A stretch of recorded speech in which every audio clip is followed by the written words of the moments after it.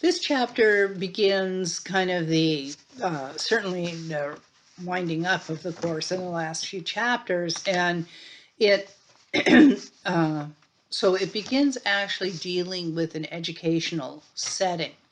So I realize that most of you are here because you're going into the educational field and education of young children. This text is particularly relevant to those going into early childhood education and preschool. But for those of you who are not going into the educational field, get what you can out of this and subsequent chapters that you can relate to your life. Because if you're not going into the field, you are most likely going to be a parent.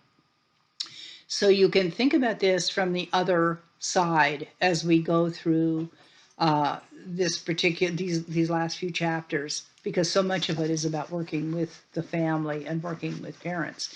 So that's exactly what the title of this chapter is: building and maintaining positive relationships with families. So the first thing to understand is that honest and caring, and every time I see the word respectful in this chapter, I have underlined it, because if there's nothing else happening, a respectful exchange and attitude towards parents is the most important attribute to have in working with them. So when you have this honest, caring, respectful exchanges with the family members about a child's unique characteristics is extremely important. It's really crucial.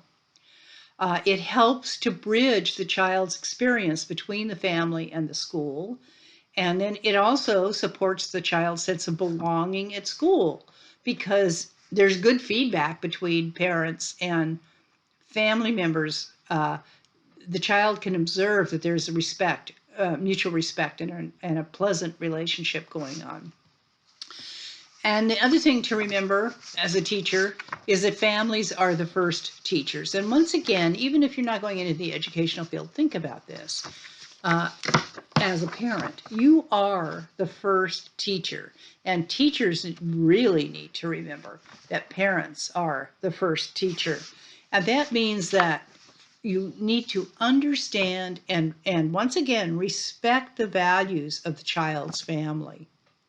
You need to talk to them about the child's needs and abilities, and try to the best of your ability and the program's ability to make to create congruence between the home and the school environments. That there's this that it's congruent with family values, in a sense, with the kids' families' values. And it's especially important for children with disabilities, as you might imagine. So what are the outcomes of either doing this or not doing this, and based on research? So there's lots of research about the positive developmental outcomes that are associated with family and schools that provide family engagement, and including children who are dual language learners. This is especially important. We'll talk more about this as we go through this today. And those outcomes, those positive outcomes of family engagement, are early literacy skills, cognitive and language development skills, socio-emotional skills, and academic achievement. Those are impacted all in positive ways by engaging with the family. So how do you build these relationships? How do programs do it, and how do teachers do it? And in each area, we're going to go through and look at what the program can do and what the teachers can do. So for programs, in terms of building relationships with families, it's really important to convey positive messages to families when they collaborate with a teacher. Get positive feedback that makes parents feel safe and heard in a process of discussion and collaboration. And also having a program policy that creates links between the home and the family, so that a child can feel safe and comfortable. So here's some positive program policies. Support the participation of family members. This is really important. The more I read this over again and wrote the lecture notes on it, the more I feel like this is the crux. This is really also where training needs to occur. I think more than any other aspect of this is be responsive to cultural, linguistic, economic differences, as well as any special needs or disabilities of the child or family members. That cultural, linguistic, economic differences are very impactful and powerful areas. These are program policies now. Involve parents in program decision making. This is another key one if you have teen parents. To recognize that although teen parents are parents, they're still developmentally adolescents. So you may need to address their concerns and needs a little bit differently. And then here's another important one, to allow feedback to the program from parents. Don't be resistant to hearing, actually the program needs to set up a process to provide so that parents can provide feedback, and then have regular meeting times for families, which is where that could occur, obviously. What about communication from the program? One of the interesting things they bring up, which I think is very important, is to actually seek or consider how the family views any people that you're considering hiring, any new staff members. And to clearly, another aspect with communication is to post information in an obvious, easily seen and accessible place for families, such as things like what's going on in the school and community events and job opportunities, that type of thing. All right, so what can the teachers do? Those were all programmatic. Well, the first thing is to share the child's records with the family. We can't do that in college, right? But you can do that with a minor. So it's important to bring out the paperwork and say, look, this is doing really well here, and we need a little support here, et cetera, et cetera. And the other thing is to learn about the families in the program. That's really important to do. How should a teacher communicate with families? It needs to be a two-way exchange, not like a doctor to a patient, the expert to the patient telling you what you have to do and not ever letting anybody respond. So you don't need to be the expert as a teacher with a family. And as a parent, you need to remember that you know a lot too, particularly about your family and your child. So this two-way exchange is important. That means you have to listen, you have to reflect on what's being said, and you have to respond to any concerns that the family has about the child or the school. And of course, you would use communication, and hopefully you've established good communication with parents if there's any issues that arise that need to be addressed. Always be sure and greet parents at the beginning, at the end of the day, as well, to say, goodbye, or how the kid did that day in school, how it went, that type of thing. And let them know, the parents, that they're always welcome to stop in or to call and check on the child, whatever. So if you're moving from parent involvement to parent engagement, involvement's different than engagement. Engagement is a step beyond involvement. Involvement is like parent participation in activities at the school that supports them, and that type of thing. But family engagement is ongoing, goal-directed relationships between the staff and families. They're mutual. And here's a key point, underlined again, they're culturally responsive. That is just so important. So some of the things the program can do to support engagement is to involvement, engagement, to have opportunities for the staff and parents to actually observe and discuss the children in the classroom, and to provide tools and resources to families to support a children's learning. Send some, maybe some books home as an example. Be sure all kids have access to maybe a box of crayons at home or something of that nature. And then to invite the families to be involved in the governance of the program. That's another aspect. You know, as I read through these and talk about them, all I can think of is Head Start that I worked in for so many years. And I think I mentioned I wrote the grant for the original Head Start grant here in Coos and Curry counties, because that's what's so beautiful about Head Start. It does all of this. You know, this is the primary focus of Head Start is parent involvement and parent engagement. So what can the teachers do to encourage parent engagement? First of all, for the teacher to actually acknowledge, recognize, and believe that working with the family promotes the child's development. And for those relationships to be collaborative and meaningful with the family. So one of the ways to do that is to be sure that you attentively, not distractedly, which can be difficult in a preschool classroom, as I'm sure some of you know, but to greet the parents attentively, you know, eye contact, and really acknowledge who they are. And when they both arriving and departing, and to contribute ideas and resources to, you know, for things that the parent can do at home with the child to promote learning. And then you can share with the parent what you've observed about the child and their accomplishments. The other thing that's really important here, this next aspect, is to support the family as decision makers and educators of children.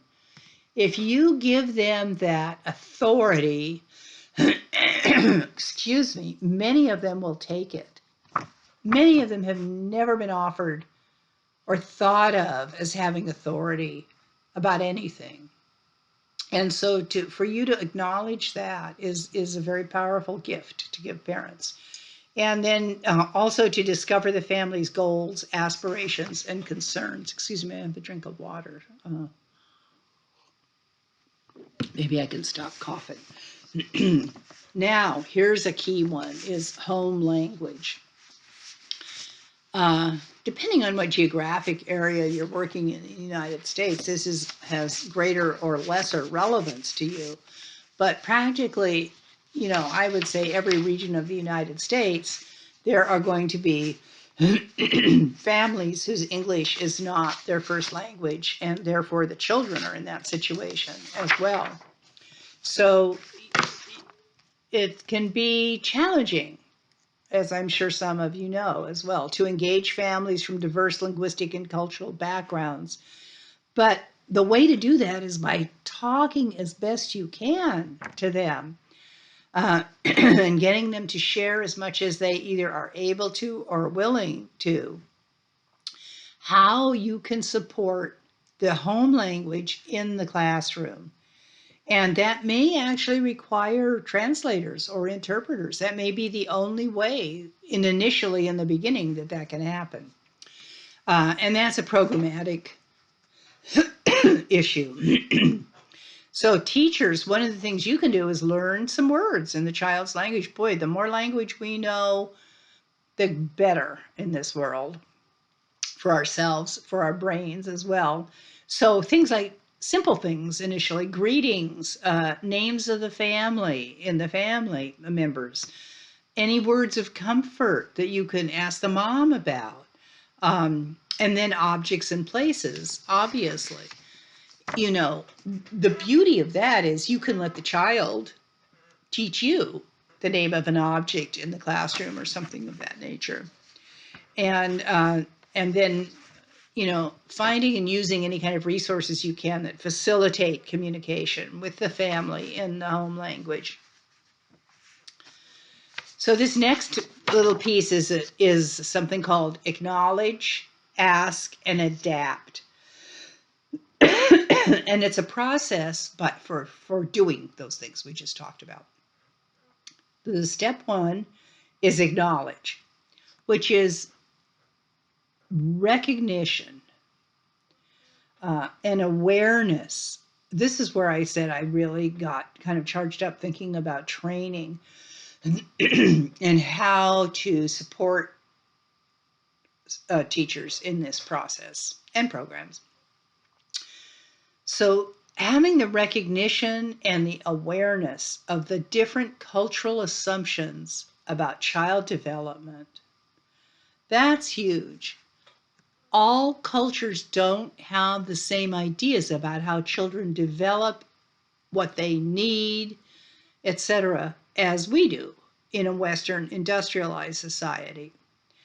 So until you know what those assumptions are, it makes it very difficult to work with parents. So the first one is acknowledge. Acknowledge those differences. And that requires a willingness to be open, a willingness to hear, a willingness to understand those cultural, you may not agree with them, and they probably don't agree with you, but to have some cultural relativism about this, to understand that one isn't necessarily right or better or the only way, they're different ways, okay? And you're going to have to find a way to work with that, right? If you're going to work effectively with the child and the family. So that's the first step, acknowledge. The second step is ask. So ask the parents and share your own cultural beliefs, but ask the parents about cultural beliefs and values so that you can solve problems together. And during the next step of this 3-stage thing, which is adapt. Step 3 is adapt. You know, there's that saying, adapt or die, you know, the way, and that's how species, that's how it works. You either adapt or you don't survive. Or survival isn't much fun. So you could have a horrible relationships and complete cultural barriers with a family and misunderstandings if you're not willing to adapt. Once you've acknowledged and once you've asked, then you have to realize that you have to use the information you've learned. And you can use it to resolve conflicts caused by cultural differences and to find the most effective way to support a child's growth. So moving on from that, what you develop is understanding that programs and teachers need to value the primary role of families in promoting children's development and their well-being. So that means, if that's true, then it's the responsibility of the programs to learn about the children's home life and to do home visits whenever possible. When I was originally working for Head Start, I was a home-based teacher. I think I mentioned this one other time. So I was I had 15 families, 15 kids. I was in their homes 1 day a week. And then 1 day a week, the students would come to the classroom. And I learned so much by those home visits. It was really something. So that's how you know this next section, knowledge of families. So for teachers, it's really crucial to be engaged in that direct, effective communication. And what you need to learn about family composition, their values, their traditions, that's crucial. And then their beliefs. We've talked about this before, values, beliefs, and practices. And the other key point is to determine their language preferences, families' language preferences, and what are their language goals for their children. If I were a parent who had a home language that was different than say, English in America, my goal, and I'm not saying this is all parents' goals by any means, but with a different home language, telling you what mine would be, is to have a bilingual child. I would not want them to lose their home language, but I would want them to be fluent in the language of their new country. Because you can't maintain the beliefs and values of the home culture without the language to describe those things, which are different from culture. The concepts even are different. So that, I think, a lot of fears of parents who have a home language other than English is that the child will lose the home language. And that's incumbent upon the teacher to really discuss and see what the parent's goals are. Now, the parent may not be like I would be and not even care, want the child to be exclusively fluent in English. Well, that's something you need to find out. Okay, so looking at parent-child history and relationships, one of the things a program can do is to provide professional development for the staff for doing this very thing, for learning how to facilitate those relationships and provide resources to staff that they can then pass on to parents to address any concerns or whatever. But for teachers, it's to understand that children develop, this is beautifully put, I think, in the context of relationships. And that the quality of the relationships that the children have has a direct impact on child outcomes. There are the home relationships that are crucial, and there are also the school environment relationships with not only with other children, but with the teachers. So, there's a variety of techniques that can be used, some that training the program could do, techniques to facilitate and reinforce the interaction between children and adult members of the family, and to support each family. This is really important too. There's so many important things in this chapter. To support the family and each member in the family to be responsive and sensitive to the child, which is a very Western concept in many cases, depending on the culture, while at the same time remembering that culture really influences and impacts nurturing styles. So can you see that's kind of a fine line to walk between supporting each family member to be responsive and sensitive to the child, while also remembering that culture determines and affects nurturing styles and the expectations there. How do you create a program climate in which family members feel empowered as advocates for their children? You're going to do, I know a lot of teachers, and I ran into a few in my life with my own kids, that resist parents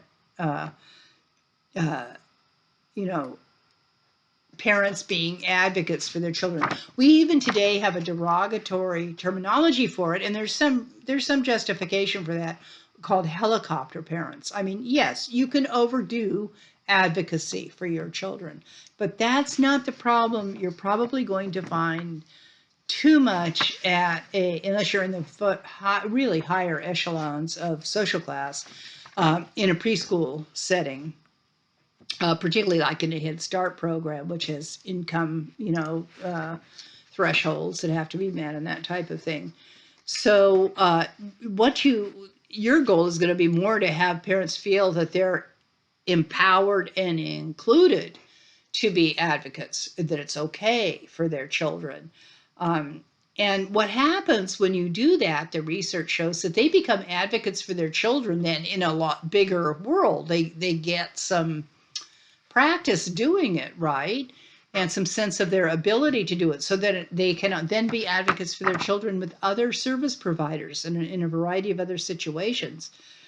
And also when you help families with the dual language learners and recognizing their cultural and linguistic strengths, they feel more able, even though their language isn't correct exactly, to be more to be greater advocates for their kids. And so how do you empower families? Well, from a programmatic standpoint, I like this. You have an open door policy so that family members can encourage them to visit the classroom anytime. Think what that would be like if one could do that in not just preschools. And you can't in all preschools, but this is related to that, but in public schools as well, that a parent could come to the classroom anytime. It would be very, very interesting because I don't think parents often feel very welcome in classrooms, even when they have arranged to come, or visit schools. Encourage families to offer recommendations. Wow. Okay. We want to hear what you're observing, what you think, what could we improve, and then all humans have some areas of expertise. So the program can encourage parents to share whatever those areas of expertise are with the staff and with the children. Here's Head Start again. Ensure the parents can participate in policy making. That's a key foundational aspect of Head Start. And the program can create a climate statement that is clearly posted and also should be verbalized for people with reading English issues and things, that clearly states the program's appreciation of cultural and linguistic diversity. That's very important. For one thing, you can hold staff accountable if you have a clear statement, a climate statement that states that, right? You can say, hey, remember, let's read this together. Let's not forget how important this is. So what can teachers do? Well, you can get help from family members if there's any problems with the child, and getting them involved. What do you think I should do here with this situation? And invite them to volunteer regularly. There's another aspect of Head Start. And hold conferences regularly. Underline, key point, not just when there is a problem. Okay. The worst situation you can get into a parent is when the only time you're seeing them or talking to them or meeting with them is when there's an issue, a negative issue, So if you set up regular meetings, then you kind of avoid that because sometimes you're going to have really good things to say, right? So programs that support teachers' responsiveness to the family's goals. How do you do for school readiness? Okay, because remember, this particular text, which is a new one, I'm using this term, the last several chapters are really about schools and how they will operate in readiness and collaboration with parents. So school readiness is a primary focus for preschools, getting kids reading ready, all of those types of things. How does one facilitate that? Well, the most successful programs that do that are those that address the ideas of parents in their roles as children's educators. So you can do what you can do at school, but that's a limited time. If you can enroll parents and enlist their ideas, that they can be educators as well in preparing the kids for school readiness, that is very, very helpful. It helps the parents have a feeling of efficacy, that they can actually do something about this. And the defining and sharing those goals with the parents strengthens the homeschool partnership. So research shows that preschoolers achieved at higher levels when the families and teachers shared similar child-centered beliefs and practices. Now that can be difficult because many cultures, you say child-centered, and to them that's just spoiling, So hopefully at the time that by the time you're working around to school readiness, you've had a little bit of time under your belt in the program with parents, and you've discussed these cultural values and can hopefully move a little bit to the idea of child-centered beliefs and practices. So joint goal setting with parents is a really good way to do that. You need you need to be able as a program to clearly explain to parents what the philosophy is on getting kids, the school's philosophy on getting kids ready for school, primary school, kindergarten. And hopefully you can involve all the family members in some way. One of the great things you can enlist is older siblings to help with this. And then dual language learners should ensure that, you should do your best to ensure that in dual language families, parents nonetheless need to be consulted, that they're full partners in this process of school readiness and need to be consulted about learning needs, goals, and programs. And that's the same with disabilities again. And so the teachers, what they can do is encourage family members and children to share family experiences with you. And, bring it to the classroom. Have a day when parents and kids share certain family experiences. You can share, and you as a teacher need to share the information about the school experiences with the child. Crucially, it's important to support each child's home language and culture, as we've talked about over and over in this chapter, both at home and at school. Be sure to maintain confidentiality. That's extremely important, as you know. And try and design the environment to reflect as many of the diverse experiences of the families and cultures that are in your group as you can. There are so many beautiful and interesting ways to do that will enliven the classroom. So now this next part looks at the implementation of school readiness practices. One of the main things is you want to collaborate with the next teacher that the student is going to. So to the next kindergarten or the next grade. I had some interesting experiences in Head Start one year doing that, because I ran into a kindergarten teacher who really didn't want to have anything to do with me, with what I had to say about the couple of kids that were going to be entering her classroom, with Head Start, with anything. So it was a very unwelcoming experience. She was a model in kind of what not to do. And I kept thinking, what if I'd been a parent? I mean, it didn't hurt me in any way, shape, or form. I felt sorry for the kids, obviously, but it was it was very unfortunate and inappropriate.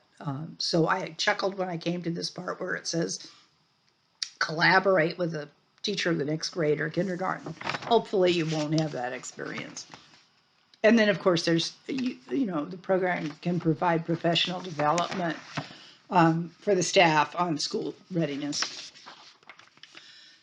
You want to respond to families about what readiness is. That may be a concept that's completely not there, and what that transition might look like, how to ease that transition for the child. And it's important to explain or describe to parents how school entry is a big milestone in big experience in the developmental and educational continuum of their child. It's really pretty big. Now, kids who've been to preschool, which is the whole purpose of preschool, is this readiness and facilitating the transition, usually have a better experience than kids that are just suddenly plunked in kindergarten with no previous experience in a classroom. But nonetheless, that is a age grade milestone to start in elementary school. So what are some of the strategies for readiness and this transition? You can identify kind of the indications of school readiness and developmental abilities for the school that the children are going to go to. So find out what that school is looking for, what they consider school readiness, the next, in this case, probably the kindergarten class. One of the key points that they keep pointing out here is that honoring diversity, explaining all these things to families in ways that honors their diversity. I would say patience, understanding. You may have to repeat things many times because some of the concepts are so alien to other cultures that you're trying to impart. That's really, really important. Being responsive to the cultural and linguistic stuff is very important, but also being responsive to economic differences and how those differences affect the way you communicate with families and a variety of other things. It shows a commitment to each family's unique strengths to consider all of those things when you're talking to families. And so I'm trying to see if there's anything else that's really important here. I think basically we've got it. And so we'll move on to chapter 8 next week.